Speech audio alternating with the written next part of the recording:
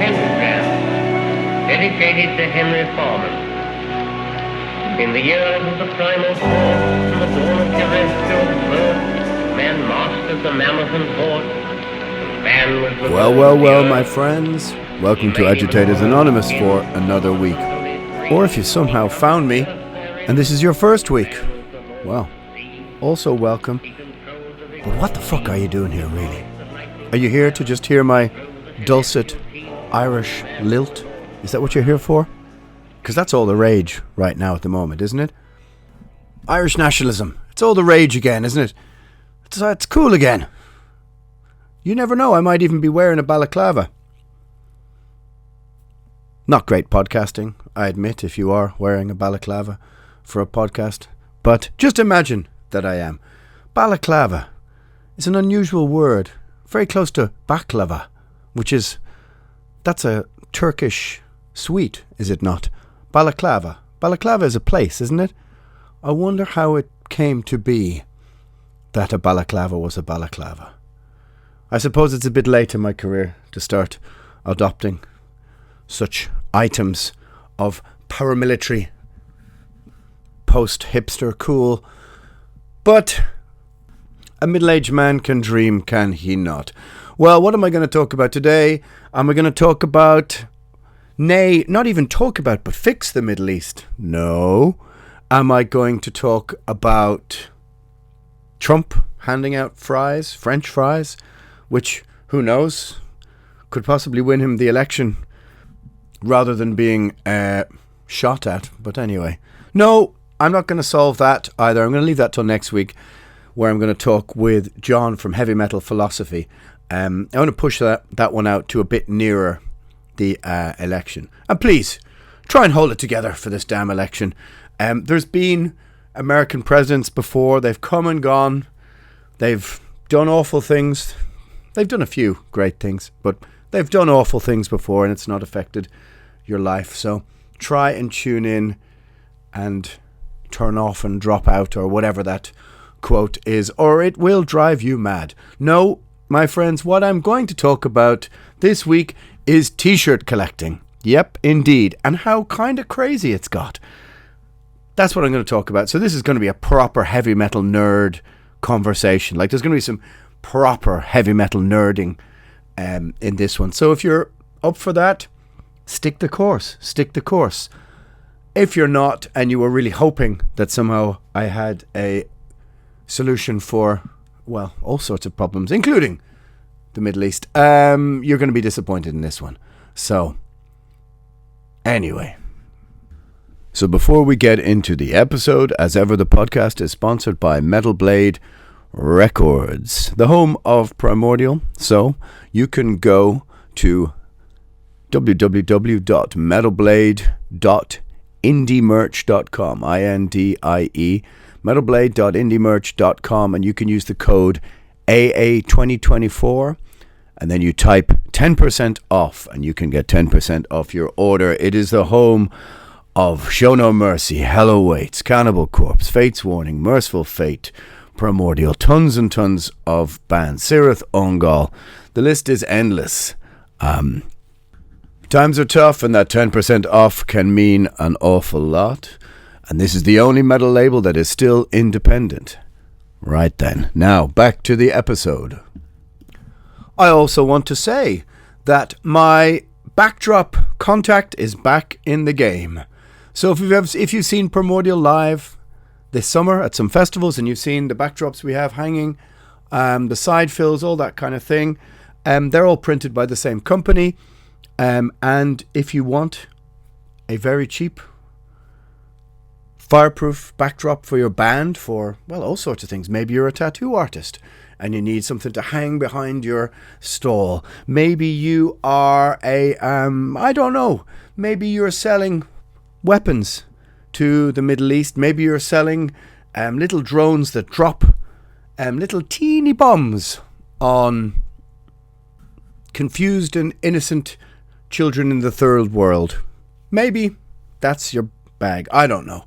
But if you need a backdrop to hang behind your weapon stand, your weapon stall, get in touch, slide into my DMs, and I can refer you for a very good price. Anyway, follow me on Nemthianga_primordial. That's my Instagram, and primordial_official. There are 2 shows coming up. I should do a bit of, I should do a bit of window dressing, but it's not window dressing, is it? It's housekeeping, is it not?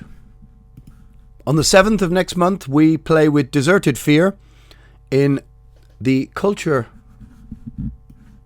Werk in Hereford.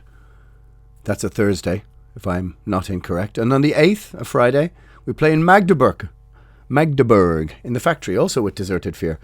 They're the only 2 club shows in Germany I can see for the foreseeable future for the new album, and I think the 4th overall that we've done for the new album. You can expect a long set, I think, because someone told me the ticket prices, and damn.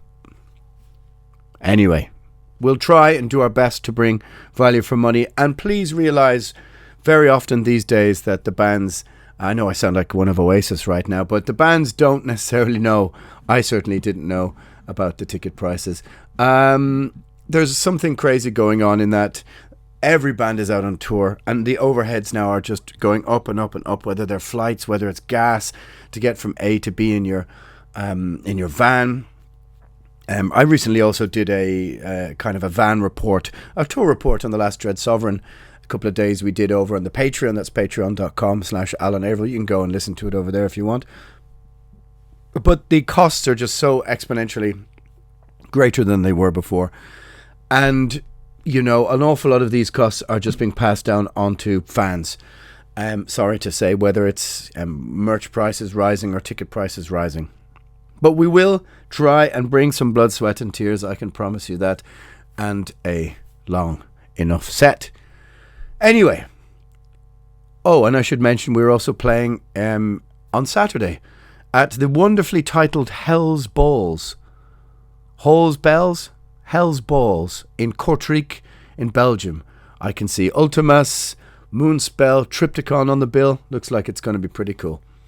But Hell's Balls. I'd have liked to have been in the room when that was thought of as a name, and I wonder what the alternatives were. Anyway, I digress. Let's get into this heavy metal nerdism of t-shirt collecting. Now, heavy metal, whether we like it or not, and the heavy metal scene and the heavy metal industry, it's a microcosm for the most part of the greater world, the world at large. That's the macrocosm. You exist in the heavy metal microcosm. And many of the, the trends, the financial, cultural trends, whatever you want to call it, they eventually reach heavy metal. Heavy metal might be downstream of popular culture these days. And for example, I would say there are far more metal fans out there still buying CDs, still buying vinyl, than, for example, pop or hip-hop fans. But the numbers are becoming smaller and smaller. And eventually it kind of catches up with everything else. But certainly, in a post-lockdown world, something I've noticed is that just like everything else, and I guess it's supply and demand, but have you tried to buy or put into Etsy or put into eBay vintage metal shirts, or gone to the holy grail of metal shirt trading, which is tshirtslayer.com? Now, I'll start by going back in time a little bit. I'm a t-shirt and metal nerd. There's no doubt about it. I either have to wear the OG, the original shirt, preferably faded to bits, ripped to pieces, that I've had since 88, 89, 90. And that's how I want my shirts to look. I want them to look washed out, like old dish rags. Or I will wear a new shirt of a band if they're my friend. I won't wear a bright, new, newly fresh, pressed, dark, new-looking version of a Venom shirt. I want my Venom shirt from 1985 or 86 or 87, or I'm simply not going to wear one. Right now I'm wearing a Funeral Mist t-shirt, but that was gifted me by Evil D, so that's allowed. That's allowed. You see how the rules, the parameters of this relationship to just a bit of cotton, a bit of cloth are, because it's quite ridiculous, really. But I'll start at the start. I remember it must be 1989. Pull up your chairs close to Grandad, and he will tell you a story. Grandad, tell me a story. I have to admit, even when I bought Kings of Metal in 1988, I thought that was ridiculous, and I was 13 or 14 or whatever it was. You do the math. The maths or the math? Well, you can do it. And I thought that was utterly ridiculous. Now, don't get me wrong, Kings of Metal is an utterly brilliant album, and it's probably peak Manowar. I mean, it's bloody great. Hail and Kill, Blood of the Kings. Wow, Blood of the Kings. I've always said this, but Manowar, when they're on full tilt, like full tilt Manowar, is probably the most powerful metal band there ever is. Now, of course, Maiden, I think, are better. Judas Priest are better. But full on Manowar, when they're, you're cranking that stereo and you hear Blood of the King start. Ooh, come on now. Speaking of Manowar, I do remember trading many years ago, 20-something years ago, a Louder Than Hell shirt with the very great Anto from the band Old Season, the drummer, for some illicit substances. And this is how many of my shirts over the years have disappeared. They've either been mislaid or stolen. Somebody stole a bag out of the back of... Dread Sovereign was on tour with Procession, and somebody broke into the van. Didn't steal guitars, amazingly enough. Stole a random assortment of bags. Poor old Uno, the very great Uno, who was in Solitude, and is now in the very great Maggot Heart, who you should check out. He had everything stolen from him, and he just literally had a paper bag for the rest of the tour. His passport was gone, everything. What did I lose? I lost some bass pedals, a backdrop, and a few metal shirts, namely Candlemass, St. Vitus, Venom, that kind of thing. Original shirts, OG shirts, come on now, you know how it works. But no guitars. Anyway, I digress. But before I progress, the opposite of progression is regression. So to digress, what's the opposite of that? Anyway, I'm going to tell you this, and you're not going to believe me, actually. You're not going to believe this at all. But people who were there at the time, they can corroborate this story. But we had all our stuff stolen in Barcelona, I think, or Madrid. Now, I'd borrowed a couple of bass pedals off my cousin, who was in the band Editors. Oh no, not Editors, Director. I always get that mixed up. Director. If you're from Ireland and you remember the band Director, he was the bass player. And he gave me, gracious as he is, a bunch of pedals. And they were all stolen. And the next day, after a very long drive, we arrived in Switzerland to play. And I think it might have even been New Year's Eve or something like this. Dread Sovereign and Procession. And, we had a bit of a wild night, a bit of a boys' night out. But they left the bar open upstairs, and there was one barman left. And we were just, being idiots, jumping around. I had a bit more energy for this kind of thing back then. But let us say that the total cost of the pedals that were stolen was about €400. And I went down, and there was somebody in the men's toilet. So I went, well, there's no women here, so I'll just go into the women's toilet. And I sat down on the women's toilet, and to my right was a little money clip. Oh, I thought. Put that in my pocket. Went back upstairs, said, did anybody lose some money? Or lose anything? It was one or the other that I phrased it. Asked the people working in the venue. They said no. I said, okay. About 45 minutes later, same thing happened. You're not going to believe this. Went back down, went to the same toilet cubicle, and on the other side of the toilet was a neatly packed little, the same little money belt, or whatever you want to call it. Not a money belt, little money. You know what I mean. You've seen the movies where the gangsters take them out, and it was on the other side of the toilet. And I thought, really? Really, Switzerland?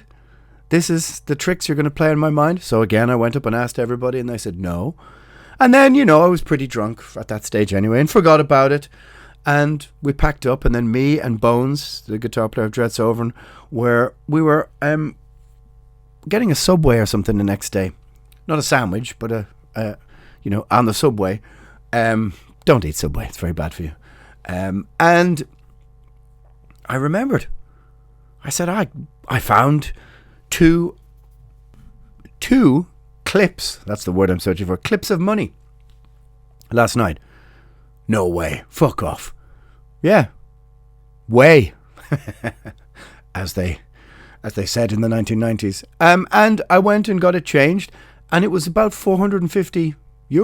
Almost the exact amount that was stolen from me the previous day with the pedals. Now, it didn't pay for the priceless old 1980s t-shirts, but it did go some way to, healing the wound. And I thought the universe was trying to tell me something. It's trying to tell me, never accept any form of responsibility. Keep touring in a van. Keep, sharing tiny, non-existent, sweaty, stinky backstages with other men who aren't washing either. Cultivating the best musk that you can. Anyway, that's a true story. You can take it. You can have it and use it for your own self. And you can say, Alan said. Anyway, where was I? Oh, yes. So somewhere around about 1989 or 1990, there was a great record store called Shades in England. And we knew of it because you were buying magazines like Metal Forces back in 1987, 88, 89. And you saw ads for Shades. It was on Wardour Street. And even the idea of getting to England in the 1980s or early 90s, it seemed ridiculous, And there was a whole bunch of t-shirt stores in Soho, of record stores in Soho. And I'm quite thankful the fact that I got to stand outside the old marquee before it was knocked down. I missed seeing, I can't remember who I missed seeing, but it was somebody, maybe it was 1991 I was there then. Maybe in 1989 is too early. I think it must be 1990, end of 1990. Doesn't matter, anyway. But I missed seeing somebody. I think it might have been Cancer, actually, perhaps. Not bad, the first Cancer album, actually, to the gory end. Pretty harsh sounding, harsh vocals. Go and check it out.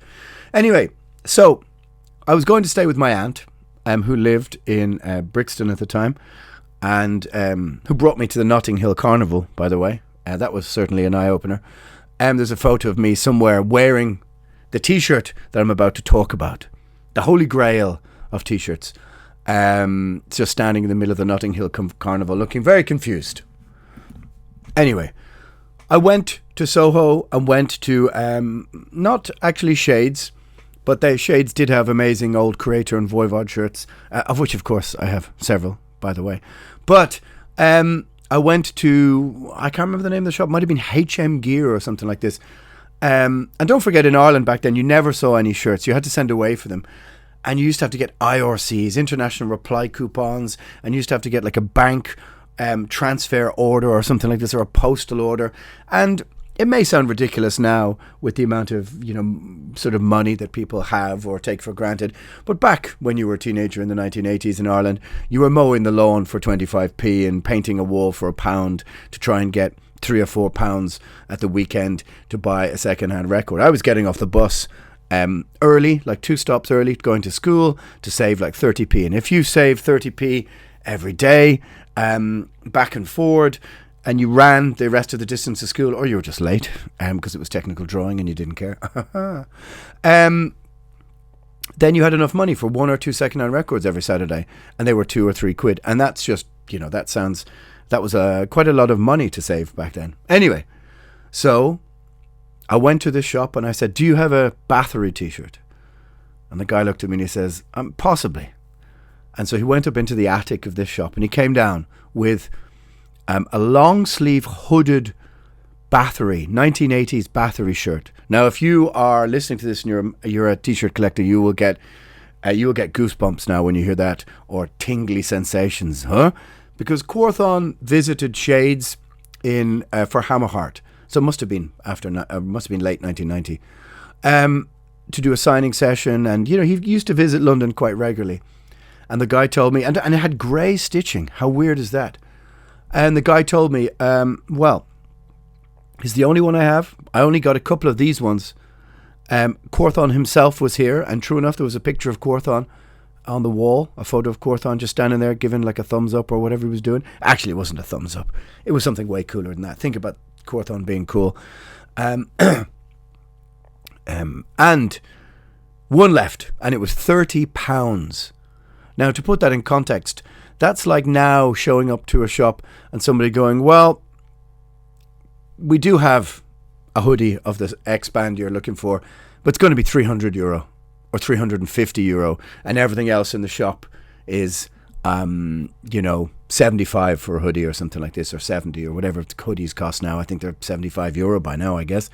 At least €250 is equivalent, €200. And it was all of the money that I had saved up to go to London to visit my aunt.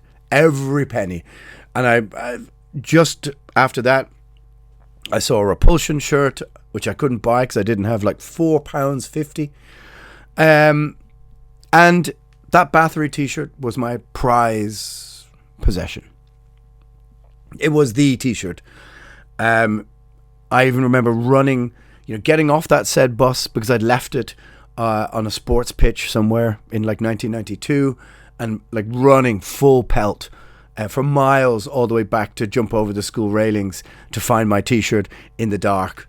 It had some close shaves, but it had been with me all the time. And about 3 or 4 years ago, this is going to hurt the hearts of heavy metal t-shirt collectors. Just post-lockdown, Primordial played a very strange gig in a kind of open, what could you call it? I suppose you call it like a basketball hall or something. I wouldn't call it an arena, because that would be, exaggerating. It was about 3,000 or 4,000 people. It was with all these Mittelalter bands, Feuerschwanz, and Equilibrium played, who we'd been on tour with, and all sorts of horns and banging drums bands, and then us. And I'd forgotten my stage clothes, but I had my Bathory t-shirt, and I'd sort of taken to kind of wearing a hood, just trying out a new look. So what I did is I just turned my Bathory t-shirt inside out and went, look, this'll do for the moment, and this'll do for tonight. And then I saw Robse from Equilibrium, and I said, hey buddy, how are you doing? Give me a moment, I'll come out after I've changed and we'll have a chat. And I changed out of my wet stage clothes, put them on a table in the backstage, went out for a chat, 30, 40 minutes, came back. Our entire backstage was clean and empty. Everything scoured. And of course, you forget what you're wearing. But I began to go, hang on, where's all our stuff? And the cleaning lady had come in, quietly put everything into the bin, or what she thought, I guess, were rags. And she'd emptied them into this kind of chute, which went down into, I guess, a furnace, which I didn't quite realise. And I offered the promoter, I'll offer anybody who can go down and get it for me, this old wet rag, €300-400. And if you're listening now and you do happen to actually own an 80s Bathory shirt, that's how much I would pay for a replacement. But it's not the same. I still wake up in the middle of the night thinking about that Bathory shirt. And, I'm looking at the shirts now and I can see a 1980s Motorhead shirt staring me right in the face, hanging up outside my closet. I've always been into collecting metal shirts, but this one hit the hardest. Losing that was like losing a digit. I'm not going to say which digit. Which digit could you lose and still function? I suppose your little toe or something like this. But the reason I'm telling this story is that heavy metal nerds who collect shirts are a kind of a breed apart. But once I lost that shirt, I found this website, tshirtslayer.com. Like I said, that's the holy grail of t-shirt collecting. And I began to mooch around on there a bit. And slowly but surely, it became evident that a lot of other people during lockdown must have decided to do the same thing, to start trading and collecting t-shirts. Because you saw a t-shirt, like I remember, if you follow me on Instagram, you'll have seen I've posted a couple of things that I painted myself that I still have. A Possessed shirt and a Celtic Frost shirt that I hand painted back in 89 or 90 or something like this. I also did a Death one and I did a Sadus one. I'm a very big fan of early Sadus. That first album is one of the greatest thrash albums, whatever you want to call it, of all time. chemical exposure illusions. And I used to have a killer shirt that I'd made myself, a white t-shirt with a black Sadist logo. I thought, God damn it, Averill, you deserve an OG Sadist shirt. So I made an inquiry, €275, and I thought, €275? I was a bit naive. I was thinking maybe 75, 100, 125.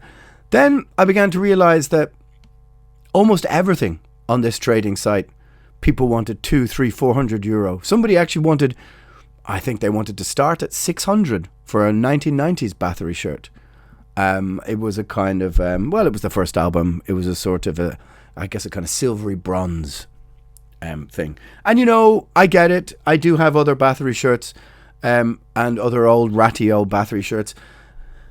But that was my pride and joy, so to say. But I realized that I was not really doing any trading on this site. Because at least with eBay, you could say, okay, that's the asking price. You want a Samael Blood Ritual shirt? Looks like it's going to cost you 180, 190 euro. You could offer 150. Sometimes they'd accept it. But between t-shirt traders on this T-shirt Slayer site, some of the costs or the figures quoted are quite frankly insane. People have been sending me screen grabs. Lately I met a couple of people.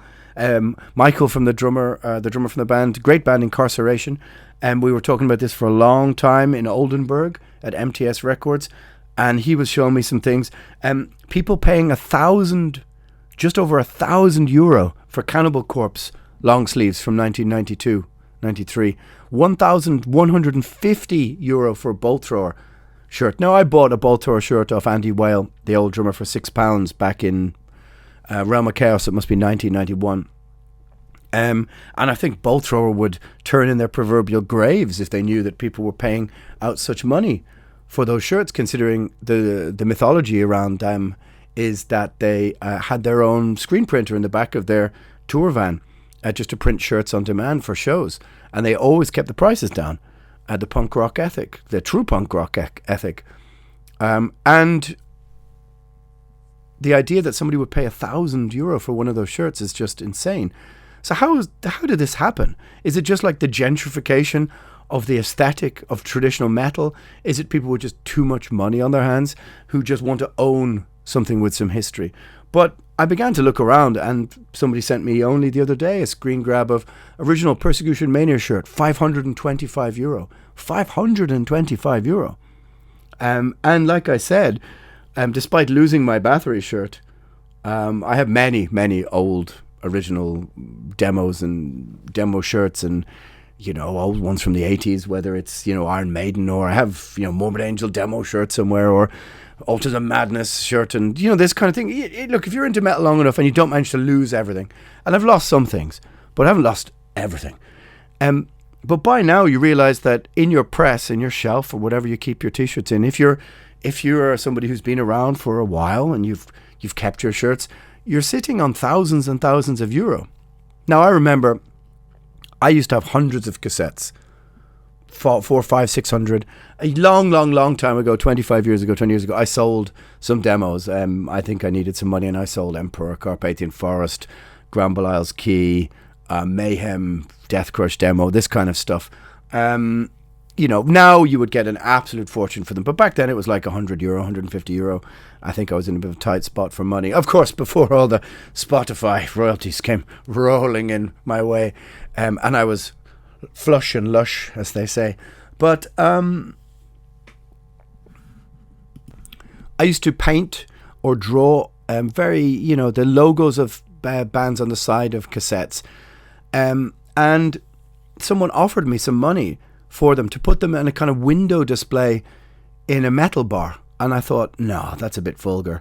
But then they just sit in the ones that are left, the 100 or so that are left, they just sit in a cardboard box in my parents' house. And I thought, well, maybe they should be on display somewhere. But